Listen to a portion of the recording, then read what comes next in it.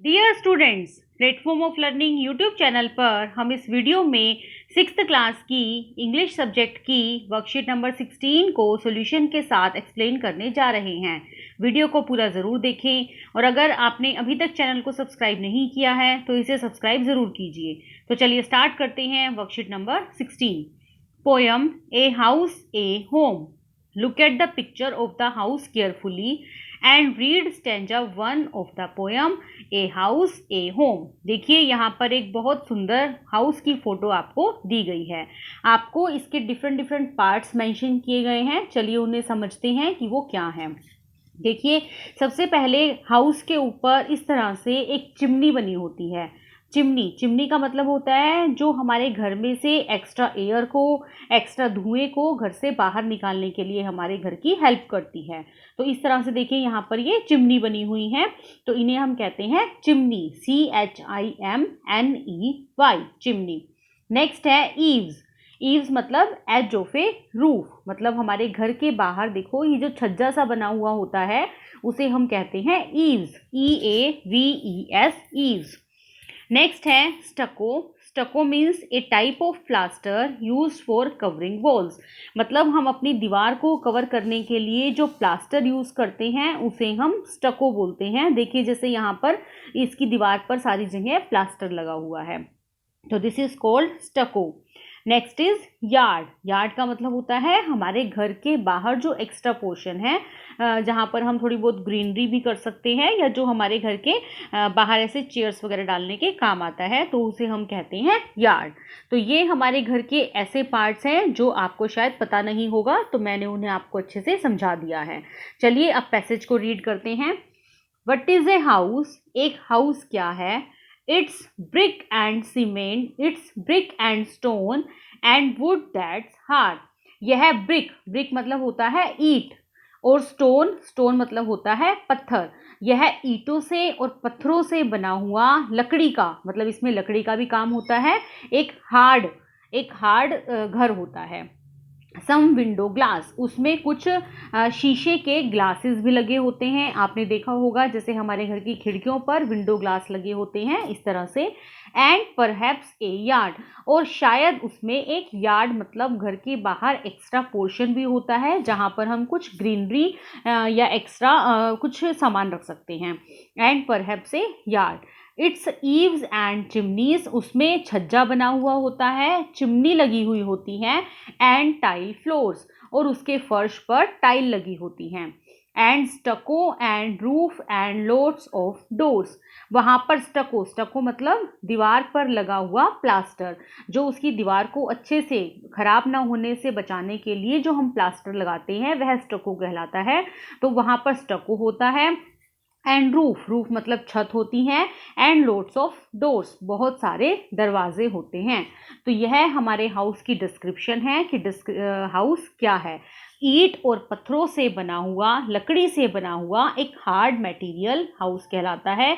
उसमें बहुत सारे शीशे के ग्लास होते हैं, यार्ड होता है, ईव्स छज्जा होता है, चिमनी लगी होती है, फर्श के ऊपर टाइलें लगी होती हैं, वॉल्स के ऊपर प्लास्टर लगा हुआ होता है, छत होती है और बहुत सारे दरवाजे होते हैं।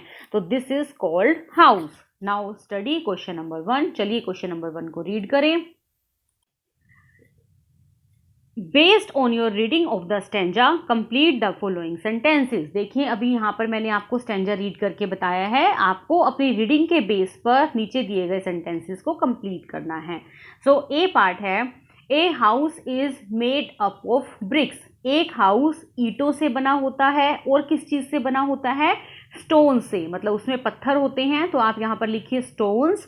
वुड मतलब लकड़ी का काम होता है उसमें। एंड विंडो ग्लासेस, तो आपको यहाँ पर लिखना है stones and wood. A house is made up of bricks, stones, wood and window glasses. Now B part, it has eaves मतलब छज्जा, उसमें छज्जा होता है, चिमनी लगी हुई होती है, स्टको होता है। स्टको का मतलब वॉल्स के ऊपर प्लास्टर, वॉल्स की कवरिंग जब प्लास्टर से कर देते हैं हम तो वह स्टको कहलाती है। स्टको होता है। रूफ मतलब छत होती है, और डोर्स मतलब दरवाजे होते हैं। तो हमारे हाउस में क्या क्या चीज़ें होती हैं, लिखिए eaves, chimney, stucco, roof and doors. चलिए come to question number 2। I love my house, it is dash and dash, choose from the given words. देखिए यहाँ पर आपको कुछ वर्ड्स दिए गए हैं, इनमें से वर्ड्स चूज करके आपको क्वेश्चन नंबर 2 में फिल करना है। तो चलिए पहले वर्ड्स देखते हैं क्या है। सबसे पहले है स्मॉल, स्मॉल मतलब छोटा। बिग, बिग मतलब बड़ा।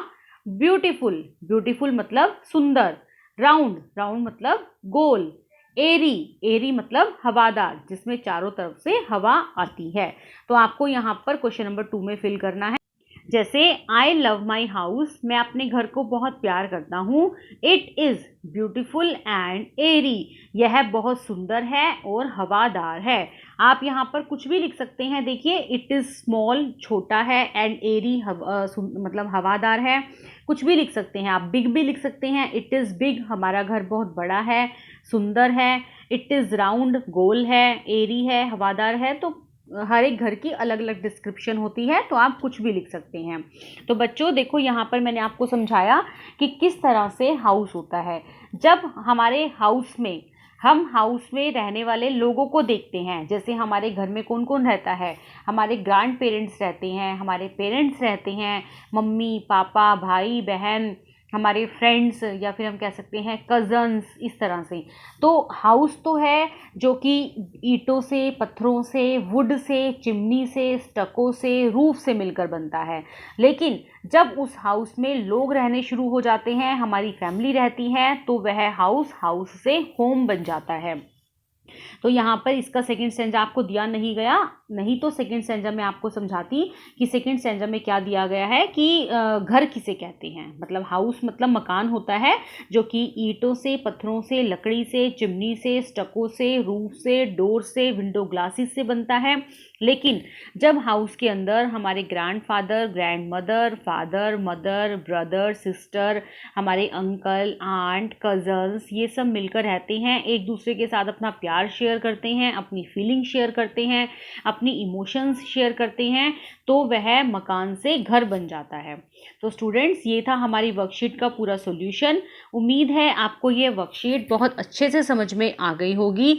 फिर भी यदि आपको कोई डाउट है या कोई क्वेरी है तो वीडियो के कमेंट सेक्शन में ज़रूर पूछिए। मैं आपके कमेंट्स का जल्दी से जल्दी रिप्लाई करने की कोशिश करूँगी। वीडियो को लाइक और अपने फ्रेंड के साथ शेयर ज़रूर कीजिए। Thanks for watching, have a nice day.